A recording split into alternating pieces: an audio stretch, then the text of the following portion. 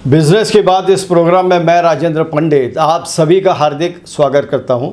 दोस्तों, आज बिजनेस की बात इस प्रोग्राम में हमारे साथ हैं डॉक्टर नेहा सिंह रोड़ा जी और इनका फिजियोथेरेपी, ऑस्टियोपैथी और आयुर्वेदिक सेंटर है। हस्बैंड और वाइफ दोनों मिलकर संभालते हैं, बहुत अच्छी तरह से संभाल रहे हैं, इसीलिए आज हम इनको इस प्रोग्राम में इनवाइट कर रहे हैं। तो मैडम, एक ऐसी बात है कि एक मार्केट में एक चर्चा है, लोग ये बोलते हैं कि मैडम जो ट्रीटमेंट कर रही हैं उसका रिज़ल्ट बहुत अच्छा आ रहा है, लोगों को इसका रिज़ल्ट बहुत अच्छा मिल रहा है, तो इसका राज क्या है? इसका राज सबसे इम्पोर्टेंट तो ये है कि मैं खुद को अपडेट करती रहती हूँ।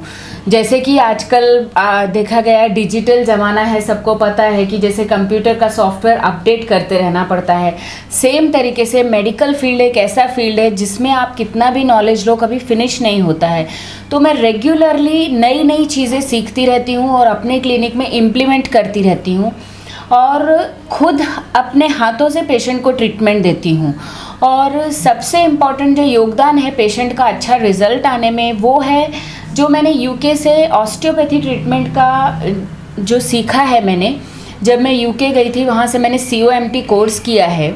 उसमें मैंने स्पाइनल मैनिपुलेटिव थेरेपी ऑस्टियोपैथी का जो फेलोशिप प्रोग्राम किया, उसके बाद मेरे रिज़ल्ट्स बहुत ज़्यादा बढ़ गए, क्योंकि उससे मैं पूरे पेशेंट की स्पाइन को, जॉइंट्स को बिना किसी स्कैन के, अगर कुछ स्लिप डिस्क का प्रॉब्लम है, नस दबी हुई है, पूरा मैं स्कैन कर लेती हूँ स्पाइन कि ऊपर से नीचे तक स्पाइन में एक्चुअली क्या प्रॉब्लम है। फिर उसके बाद मैं उसके अकॉर्डिंग पेशेंट को असेसमेंट प्रॉपर करके, डायग्नोसिस करके फिर ट्रीटमेंट देती हूँ। तो डेफिनेटली पेशेंट का रिज़ल्ट अच्छा आता है। ज़्यादातर फिजियोथेरेपिस्ट या ज़्यादा मैं बोलूँगी कि गलती क्या करते हैं कि वो डायरेक्ट ट्रीटमेंट करते हैं। मतलब जैसे ही पेशेंट आए सिम्टोमेटिक टाइप ट्रीटमेंट करते हैं। पेशेंट ने अगर बोला कि मेरा कंधा दुख रहा है तो वो कंधे पे एक मशीन लगा देंगे और सिर्फ उतना ही ट्रीटमेंट करते हैं कई सारे लोग। पर मैं फर्स्ट पेशेंट को चेक करती हूँ, इवैल्यूएट करती हूँ कि इसको कहाँ से प्रॉब्लम आ रही है, किस वजह से है, and then I treat my patient with all the advance techniques जो मैंने सीखे हैं। Osteopathy, chiropractic, dry needling, cupping, exercise, इन सब का कॉम्बिनेशन करती हूँ। फिर पेशेंट के लिए पर्सनलाइज ट्रीटमेंट प्रोटोकॉल तैयार करती हूँ। इससे पेशेंट को 100% रिजल्ट आता है। तो अभी इसमें थोड़ा सा आप फिजियोथेरेपी थोड़ा सा एक्सप्लेन कीजिए कि आप किस तरह से फिजियोथेरेपी की ट्रीटमेंट करते हैं। यस, जैसा कि मैंने आपको बोला कि मैं सबसे ज़्यादा हैंड्स ऑन ट्रीटमेंट पे बिलीव करती हूँ। मतलब मैं मानती हूँ कि फिजियोथेरेपिस्ट के हाथ ही उसके शस्त्र होते हैं। तो अगर फिजियोथेरेपिस्ट सिर्फ मशीन पे डिपेंडेंट है और अपने हाथों से कुछ कमाल नहीं कर रहा है तो फिजियोथेरेपिस्ट पेशेंट को ठीक नहीं कर सकता। तो मैं मेरे हैंड्स को फुली यूज़ करती हूँ। हमें कई सारी टेक्निक सिखाई गई हैं, muscle strengthening, stretching, mobilisation, manipulation, chiropractic, osteopathy, cupping, needling, ये सारी टेक्निक्स का कॉम्बिनेशन करती हूँ। और भी कई सारी एडवांस चीज़ें हैं जिनका समावेश करके मैं पेशेंट को ठीक करती हूँ। तो ये मेरा तरीका है फिजियोथेरेपी से ठीक करने का। फिजियोथेरेपी इज़ इक्वल टू, मेरे नज़र में फिजिकल थेरेपी। बॉडी का कुछ ना कुछ मूवमेंट होना चाहिए, पेशेंट का एक्टिव सहकार्य होना चाहिए, तभी पेशेंट पूरी तरह से ठीक हो पाता है। यानी इसका मतलब ये होता है कि फिजियोथेरेपी करने के लिए करने वाला आदमी भी बहुत स्पेशलिस्ट होना चाहिए। Yes, definitely definitely.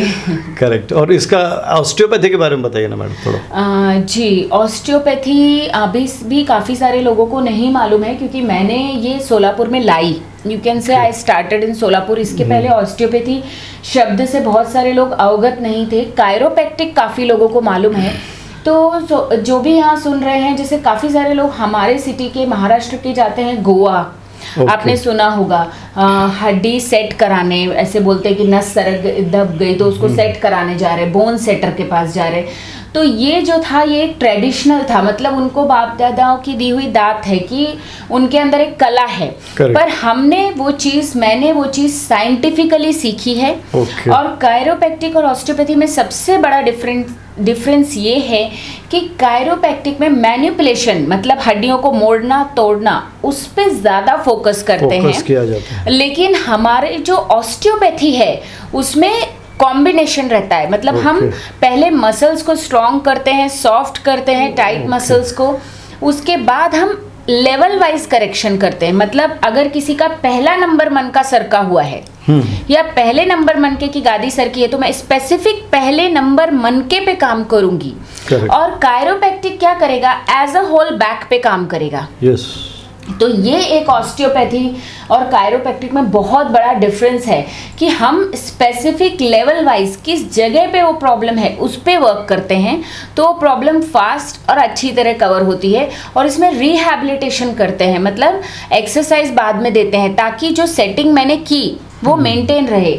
तो अब जो ट्रीटमेंट के लिए लोगों को बाहर जाना पड़ता था, गोवा वगैरह केरल जाते थे लोग, अब वो मैंने सोलापुर में लाके दिया है। और हजारों लोगों ने इसका बेनिफिट लिया है। और बिना ऑपरेशन के, मतलब जो डिस्क है वो मैं सेट कर सकती हूँ बिना ऑपरेशन के। मैंने हजारों पेशेंट्स ऐसे जिनको इमरजेंसी सर्जरी बोली गई, जो शायद एक कदम भी नहीं चल सकते थे, ऐसे हजारों पेशेंट्स को मैंने विदाउट सर्जरी ऑस्टियोपैथी से ठीक किया है। अच्छा, ड्राई नीडलिंग के बारे में आप कुछ बोल रहे थे? यस, ड्राई नीडलिंग एक ऐसी टेक्निक है जो अंदर जो मसल्स में ट्रिगर पॉइंट्स हो जाते हैं, जिनको बोलते हैं, जैसे पेशेंट को अगर मैं उदाहरण के रूप में बोलूँ तो पेशेंट बोलेगा मुझे यहाँ कड़क कड़क लगता है, अंदर रहता है, नेक थोड़ी देर में जाम हो जाती है अगर मैं कंटिन्यू बैठता हूँ तो हो सकता है उसका कोई बहुत बड़ा प्रॉब्लम ना निकले एक्सरे पे, लेकिन फाइब्रोमाइल्जिया मतलब अंदर से मसल्स में टाइट बैंड्स तैयार होने लगते हैं, गांठें। तो उन गांठों को, अंदर की गांठ को खोलने के लिए जहाँ पे कोई भी चीज़ वर्क नहीं कर पाती है, और अंदर से मसल्स की सर्कुलेशन बढ़ाने के लिए हम ड्राई नीडलिंग में एक बारीक नीडल यूज़ करते हैं जो बिल्कुल बहुत ही बारीक थिन फिलामेंट की होती है। जैसे अलग अलग mm में आती है, 13 mm, 25 mm, ऐसे अलग अलग फाइबर की वो नीडल होती है, और वो लगाने से बिल्कुल भी दर्द नहीं होता, वही इम्पोर्टेंट है। यस, तो जिनको मतलब जैसे नीडल का डर हो तो बिल्कुल डरने की जरूरत नहीं है। यस, तो उससे बिल्कुल भी दर्द नहीं होता है। और माइग्रेन के केसेस में, नेक पेन के केसेस में, मसल स्पाज्म के केसेस में, स्पोर्ट्स इंजरीज के केसेस में बहुत ही ब्यूटीफुल वर्क है ड्राई नीडलिंग का। और अभी तक मैं जिनको भी देती हूँ, इवन ओल्ड पेशेंट्स को भी, वो कभी भी कंप्लेन नहीं करते कि हमको इससे पेन बढ़ गया, वो बहुत रिलैक्स्ड फील करते हैं। करेक्ट। और मैडम, और स्पेशलाइजेशन इसके अलावा क्या है? मैंने जैसे कि बताया आपको, अभी मैंने dry needling, cupping, mobilisation, osteopathy और कायरोप्रैक्टिक, इसका कॉम्बिनेशन, ये सारी चीज़ें जो एडवांस हैं, जो जिनका कॉम्बिनेशन कहीं भी अवेलेबल नहीं है, वो सब हम देते हैं। और अभी हमने जो मेरे सेंटर में सबसे इम्पॉर्टेंट मैंने चालू किया है मेडिकल स्पा। मैंने और मेरे हस्बैंड डॉक्टर विनोद रोड़ा ने, मतलब डॉक्टर विनोद रोड़ा पूरा उसका आयुर्वेदिक पार्ट, पंचकर्म वगैरह देखते हैं, पर हमने मेरे क्लिनिक में एक बेस्ट फैसिलिटी अवेलेबल की है, एकदम अच्छे इन्वायरमेंट में मेडिकल स्पा, जिसके लिए लोगों को जाना पड़ता था, पूना मुंबई जाते हैं तो वो स्पा कराते हैं। तो अगर अब पेशेंट्स को सिर्फ रिलैक्सेशन के लिए भी आना है तो हम ऑस्टियोपैथी के कॉम्बिनेशन में मैंने स्पा रखा है, या सिर्फ स्पा करा सकते हैं। करेक्ट। और फुल, जैसा कि बड़े बड़े सेटअप्स में, मॉल्स में या बड़ी बड़ी जगहों पे जैसा स्टीम की फैसिलिटी रहती है, जिम्स में, वो पूरी फैसिलिटी मैंने मेरे सेंटर पे डेवलप की है। तो बहुत लोग इसका फ़ायदा ले सकते हैं, जिन्हें भी मालूम नहीं है वो इसका फ़ायदा ज़रूर ले, मैं बोलना चाहूँगी। तो मित्रों, देखिए, इसी पर से आप पहचान चुके होंगे कि मैडम कितना इफ़िशिएंटली सब कर रही हैं। पेशेंट्स भी हैप्पी हैं, बहुत सारे पेशेंट्स हैं जो मैडम के बारे में बोलते हैं कि हमको बहुत अच्छा बेनिफिट हुआ है उनके पास से। तो इसी इफ़िशिएंसी का आप बेनिफिट लो। आप आओ यहाँ पे क्लिनिक में फिजियोथेरेपी सेंटर है, ऑस्टियोपैथी सेंटर है, आयुर्वेदिक सेंटर है। इसके अलावा आप कौन सी बीमारियों पे ट्रीटमेंट करते हो? मेरे पास ऑर्थोपेडिक, न्यूरोलॉजिकल, गायनेकोलॉजिकल, पीडियाट्रिक्स, सभी टाइप की फिजियोथेरेपी ट्रीटमेंट अवेलेबल है। तो सबसे पहले मैं ऑर्थोपेडिक के बारे में बात करूंगी। तो जितने भी तरह के संधिवात हैं, जॉइंट पेन है, आमवात है, स्पॉन्डिलोसिस है, मनके में गैप कम होना, मनके सरकना, मनके की गादी सरकना, गर्दन में दर्द होना, एड़ी में दर्द होना, जितने भी जॉइंट पेन आप याद कर सकते हैं, सब तरह के जॉइंट पेन का मेरे पास इलाज होता है। उसके बाद न्यूरोलॉजिकल में जाएं तो लकवे के पेशेंट जो रहते हैं या स्पाइनल कॉर्ड इंजरी के पेशेंट रहते हैं, जैसे किसी का एक्सीडेंट हो गया था, उसकी स्पाइन फ्रैक्चर हुई या टूट गई थी और उसके बाद उसके हाथ पांव पैरालाइज हो गए हैं, उनका इलाज मेरे पास होता है। उनके लिए एडमिट की फैसिलिटी भी हमारे पास उपलब्ध है। और साथ में पीडियाट्रिक जो छोटे बच्चे रहते हैं सेरेब्रल पैल्सी के, बचपन से मतिमंद या उनका विकास अच्छे से नहीं होता है, डेवलपमेंट डिले होता है, उन सब बच्चों के लिए पीडियाट्रिक फिजियोथेरेपी उपलब्ध है। गायनेकोलॉजिकल फिजियोथेरेपी जो बहुत ही इंपॉर्टेंट ब्रांच है, प्रेगनेंसी में फीमेल्स को जो भी हार्मोन्स से जॉइंट पेन होते हैं या कभी कभी नर्व कंप्रेस हो जाती है, शियाटिका की प्रॉब्लम आ जाती है, साथ ही प्रेगनेंसी में फिट कैसे रहें उसकी एक्सरसाइज, और अगर डिलीवरी के बाद लेडीज़ को बैक पेन है या डिलीवरी के दौरान बैक पेन है या कुछ और प्रॉब्लम्स है, कोई भी जॉइंट पेन है, इन सब का और फिटनेस का अच्छे से ट्रीटमेंट होता है। और साथ ही साथ बहुत सारी डिफरेंट चीज़ें, फिटनेस के लिए हम अलग टाइप के प्रोग्राम्स देते हैं, वेट लॉस के लिए अलग प्रोग्राम्स रहते हैं। ये सारे टाइप के डिजीज़ेस मेरे पास बिना ऑपरेशन के बिल्कुल अच्छे से ठीक हो जाती हैं। एक और अच्छी बात मैडम आपके बारे में मालूम पड़ी है कि कोविड के टाइम पे, यानी जैसे मार्च से लगा के जुलाई जून तक का जो भी टाइम था, अभी भी टाइम वही चल रहा है कोविड का। अभी भी लोग डर रहे हैं कि थर्ड फेज़ आने वाली है। लेकिन इस पीरियड में भी जबकि बहुत हालत ख़राब थी, उस समय पे भी आपने बहुत अच्छी तरह से यहाँ पे ट्रीटमेंट्स किए लोगों की, यानी ऐसा कभी भी नहीं हुआ कि भाई यहाँ पे हॉस्पिटल बंद है या ऐसा है। तो वो आपने किस प्रकार से किया? मतलब मैं शुरू से ही अपने काम को बहुत इम्पोर्टेंस देती हूँ। मैं मानती हूँ कि कर्म ही मेरी पूजा है। तो जब लास्ट ईयर भी लॉकडाउन हुआ था तो हीलिंग हैंड्स एक भी दिन बंद नहीं था, हमारी सुविधा एक भी दिन बंद नहीं थी। और ऐसे कई पेशेंट ठीक हुए इमरजेंसी, जिनको कहीं भी जगह नहीं मिल रही थी, पेन था सीवियर, उनको हमने ठीक किया, घर जा जा के पेशेंट्स को ठीक किया। और इस साल भी जब भी बहुत ज़्यादा केसेस बढ़ रहे थे, लोग काफ़ी डरे हुए थे, हमने अब सारे गवर्नमेंट के रूल्स फॉलो करके क्लिनिक हमेशा चालू रखा। और अभी भी वैसे ही हम रूल्स फॉलो करके सारे क्लिनिक डिस्टेंसिंग के, मतलब क्लिनिक का काम डिस्टेंसिंग और सारे पॉलिसीज़ के साथ चालू रखते हैं। इसका एक ही कारण है कि मुझे मेरे पेशेंट्स को, मतलब मैं उनको तकलीफ़ में नहीं दे सकती हूँ, और मैं नहीं तो कौन, मतलब किसी ना किसी को तो ये जिम्मेवारी उठानी पड़ेगी। और जब इतने सारे डॉक्टर्स इतनी सारी अपनी जान जोखिम में डाल के काम कर रहे हैं, तो हमारा भी फ़र्ज़ बनता है कि हम भी जिस रूप में भी अपने समाज को योगदान दे सकते हैं, जो भी पेशेंट्स हमारे पास आ रहे हैं, हम उनको सेवा देते रहें। इनफैक्ट मैंने तो कोविड के टाइम पे काफ़ी सारा डिस्काउंट दिया पेशेंट्स को, क्योंकि आर्थिक मैं देख रही थी कि प्रॉब्लम बहुत आ रही पेशेंट को, तो कंटिन्यू मैंने डिस्काउंट्स, ऑफर्स, कैंप्स चालू रखे इस दौरान, कि ताकि पेशेंट्स को कम से कम उसमें अच्छा क्वालिटी ट्रीटमेंट मिल सके और उनकी परेशानी को मैं कम कर सकूं। साथ ही मैंने कोविड के हॉस्पिटल्स में फिजियोथेरेपी दी, chest physiotherapy, post COVID physiotherapy guidance हमने ऑनलाइन फ्री दिया, और काफ़ी सारे पेशेंट्स को इससे मदद हुई। तो मुझे लगता है पेशेंट्स की ब्लेसिंग्स हैं कि मैं इतना काम कर पा रही हूँ। करेक्ट। तो देखिए दोस्तों, मैडम ये कोविड वॉरियर भी हैं, जिन्होंने कोविड के ज़माने में बहुत सारे लोगों को हेल्प किया, बहुत मदद किया, और उसका बेनिफिट भी हुआ।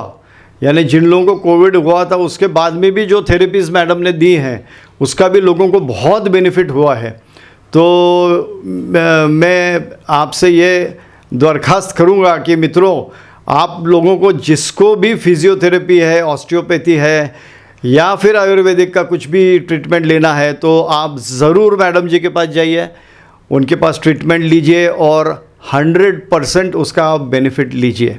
विदाउट ऑपरेशन वो अच्छी तरह से थेरेपीज कर रही है, उसका बेनिफिट आप ले सकते हो।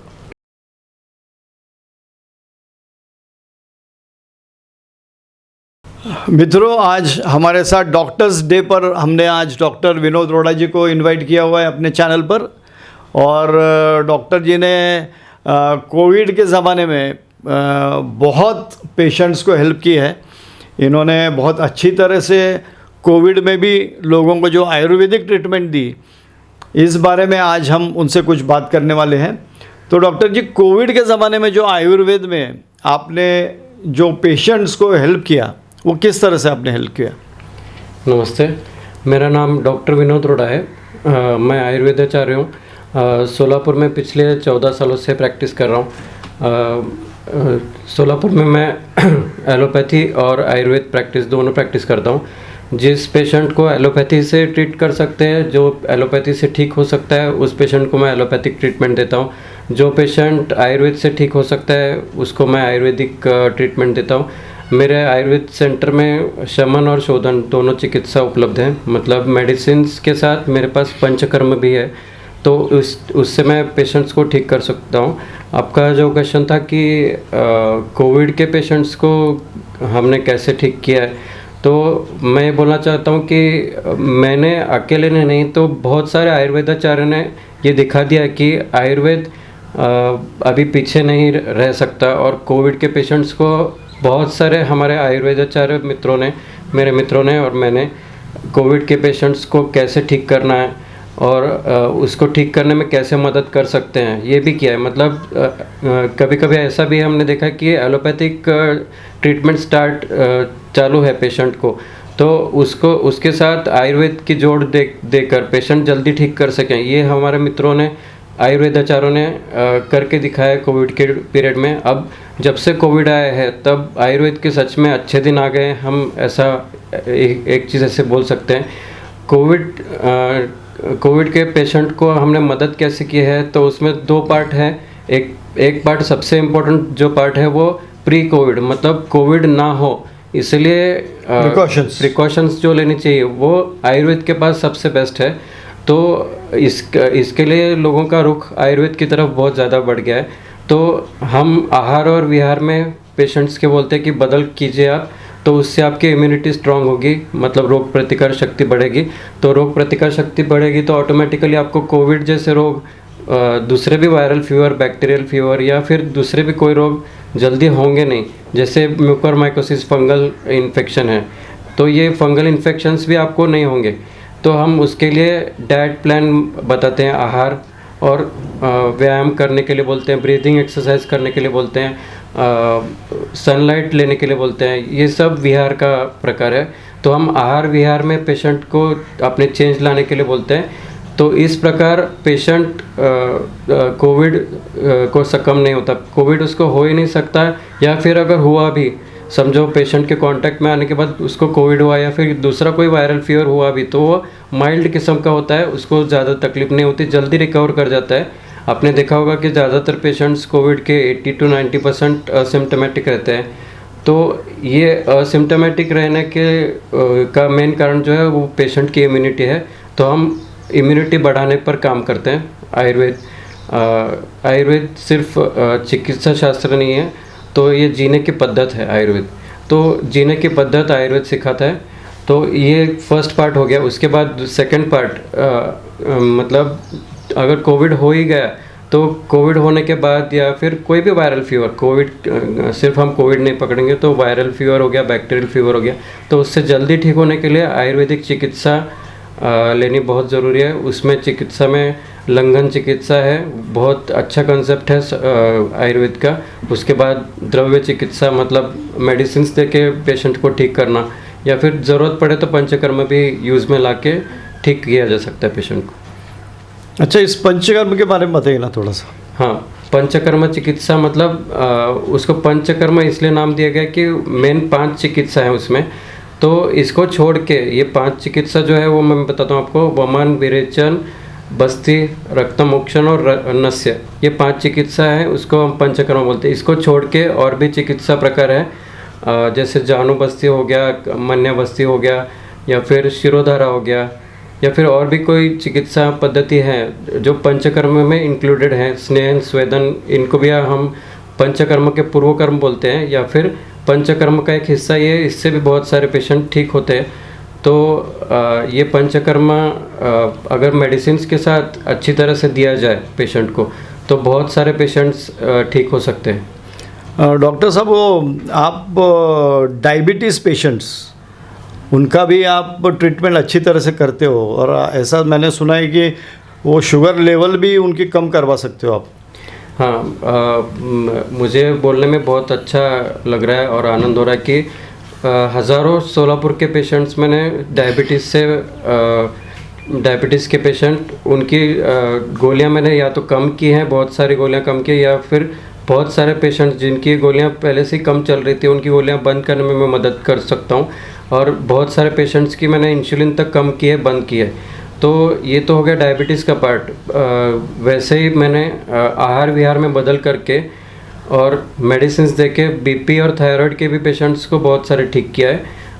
वो अभी बिना गोलियों के ऐसा रह सकते हैं सिर्फ आहार विहार के ऊपर, लेकिन उनको वो आहार विहार में चेंज नहीं करना है। मतलब वो अपने हिसाब से कुछ भी खा पी नहीं सकते फिर बाद में, या तो फिर वो फिर से उनको बीपी, शुगर, थायराइड ये सब बढ़ सकता है। तो ये सब हम उनको बताते हैं शुरू में कि आपको आहार विहार में चेंज नहीं करना है। और धीरे धीरे करके मैं एलोपैथिक मेडिसिन कम करते करते बंद करता हूँ। अचानक से कोई मेडिसिन बंद नहीं की जाती। तो इससे क्या होता है, उनका बीपी, शुगर या थायराइड का लेवल अचानक से नहीं बढ़ता और अचानक से कम भी नहीं होता। तो हम मॉनिटर करके ये सब करते हैं। और जिसको भी ऐसी ट्रीटमेंट लेनी हो, मैं उनसे ये बोलना चाहूँगा कि आप धीरे धीरे करके एलोपैथी की गोलियाँ कम कर सकते हो, फिर बाद में बंद कर सकते हो। लेकिन उसके लिए आप आहार विहार में चेंज लाना बहुत ज़रूरी है। जैसे डॉक्टर, जैसे मेरे जैसे आयुर्वेद आचार्य आपको बताएंगे, उसका फॉलो आपको करना है। डॉक्टर साहब, कोविड के ज़माने में आप लोगों को ट्रीटमेंट दे रहे थे, हॉस्पिटल्स भी आपके ओपन थे। उस समय पे आपने आपको खुद को कैसे बचाया? और जो पेशेंट्स आपके पास आते थे, कुछ प्री वाले थे, कुछ पोस्ट वाले थे कोविड, तो इनको आपने क्या सलाह दी, क्या दवाई देते थे, क्या काढ़ी देते थे, उस बारे में आप बताइए। हाँ, इस क्वेश्चन में दो क्वेश्चन है। एक मैंने खुद ने क्या क्या किया और बाकी लोगों को क्या सलाह दी, ये दूसरा क्वेश्चन है। करेक्ट। तो पहले मैं बताऊंगा कि मैंने खुद को कोविड से कैसे बचा के रखा और दूसरों को कैसे बचने के लिए सलाह दी। तो पहले बताऊंगा कि मैंने खुद के अंदर क्या क्या चेंजेस लाए। तो कोविड से बचने के लिए या फिर किसी और डिजीज़ से बचने के लिए आपको ये जानना ज़रूरी है कि आपका शरीर जो है वो पंच महाभूत से बना है। मतलब आकाश, वायु, अग्नि, जल और पृथ्वी, ये पंच महाभूत जो है, ये आयुर्वेद का कंसेप्ट है। तो ये पंच महाभूत आपके शरीर के बनने के लिए बहुत ज़्यादा ज़रूरी है। तो इन्हीं से आपका शरीर बना है। तो और इन्हीं के अंदर आपको जाना है। मतलब मरने के बाद आप बोलते हैं कि पंच महाभूत में चला गया। तो ये जानना इसलिए ज़रूरी है कि पंच महाभूत से आपका शरीर बना है, तो आपको नेचर के पास जाना पड़ेगा, ये मेरा मानना है। तो आप नेचर से दूर नहीं हो सकते। आपको जो नेचुरल मिलता है, नेचर आपको दे रही है, वो आपको लेना बहुत ज़रूरी है, ये मेरा मानना है। तो इसी से आप आगे किसी भी रोग से बच सकते हैं या फिर रोग होने के बाद जल्दी ठीक हो सकते हैं। आप नेचर को देखो तो आपको समझ में आएगा कि क्या करना है। आप नेचर को देख के क्या क्या मिल सकता है आपको। नेचर आपको ऑक्सीजन देती है। तो आपको जैसे ही टाइम मिलता है, जैसे ही आपको चांस मिलता है मास्क निकालने का, तो आपको मेरे हिसाब से मास्क निकाल देना चाहिए। जब भी आपको चांस मिलता है, कोई आपके आजू बाजू में नहीं है, तो मास्क निकाल के आपको ऑक्सीजन ज़्यादा से ज़्यादा अपने अंदर लेना चाहिए। और इसके लिए आपको ब्रीदिंग एक्सरसाइज भी सीखनी चाहिए। और ये हो गया ऑक्सीजन का। उसके बाद पानी, जल। आपका शरीर अल्कलाइन बना है और आपके शरीर को अल्कलाइन बना के रखने के लिए सबसे मेन इंपॉर्टेंट रोल प्ले करता है वो जल, मतलब पानी। आपका शरीर 78% पानी से बना है। तो आपको पानी जो लेना चाहिए वो अल्कलाइन लेना चाहिए। तो अल्कलाइन पानी मतलब क्या, आप आरओ का पानी पी रहे हैं या फिर नॉर्मल पानी कोई भी पी रहे हैं, तो वो एसिडिक ही होता है ज़्यादातर या फिर न्यूट्रल होता है। वो अल्कलाइन पानी कभी आपको मिलता नहीं पीने के लिए। तो आप उसको कैसे अल्कलाइन बना सकते हैं? खाने का सोडा सिंपल ले लीजिए, वो खाने का सोडा आपके पानी में मिला दीजिए। तो इससे आपका पानी जो है वो अल्कलाइन हो जाएगा। इससे आपका शरीर हमेशा अल्कलाइन रहेगा। उसके बाद आपको फूड जो है वो भी अल्कलाइन लेना चाहिए। मतलब जैसे नेचर आपको देता है वो अल्कलाइन फूड ही रहता है। मतलब रॉ वेजिटेबल्स, जैसे आप गाजर, बीट, टमाटर, ककड़ी, मूली या फिर पालक, मेथी, शेपू, धनिया, ये सब आप कच्चा ज़्यादा से ज़्यादा जितना खा सकते हो वो कच्चा ज़्यादा खाना चाहिए। वो अल्कलाइन होता है। जब आप इसको फूड को कुक करते हो, मतलब आप उसको बनाते हो, गैस के ऊपर पकाते हो, तो वो एसिडिक धीरे धीरे बनते जाता है। तो ये हमारे शरीर के लिए ज़्यादा अच्छा नहीं रहता एसिडिक फूड। तो आपका शरीर अल्कलाइन ज़्यादा रहेगा तो आप कोई भी कोविड जैसी बीमारी से, वायरल फीवर से बचे रहोगे। ये आपको ध्यान में रखना चाहिए। फिर उसके बाद आप सनलाइट हमेशा अच्छे से सुबह की सनलाइट लेनी ज़रूरी है बहुत आपके लिए। फिर और एक चीज़ है, स्लीप होनी चाहिए, अच्छी नींद आनी चाहिए आपको, कम से कम 7 से 8 घंटे तक नींद हमारी होनी चाहिए। तो ये सब चीज़ें जो है वो नेचर हमको दे रही है, तो हमको ये नेचर से कैप्चर करना चाहिए और हमारा शरीर जो है वो नेचर से ही बना है और इसीलिए हम हेल्दी रह सकते हैं। नेचर के पास रहने से हम हेल्दी रह सकते हैं, ये मेरा मानना है। इसी वजह से मैं ठीक हो पाया।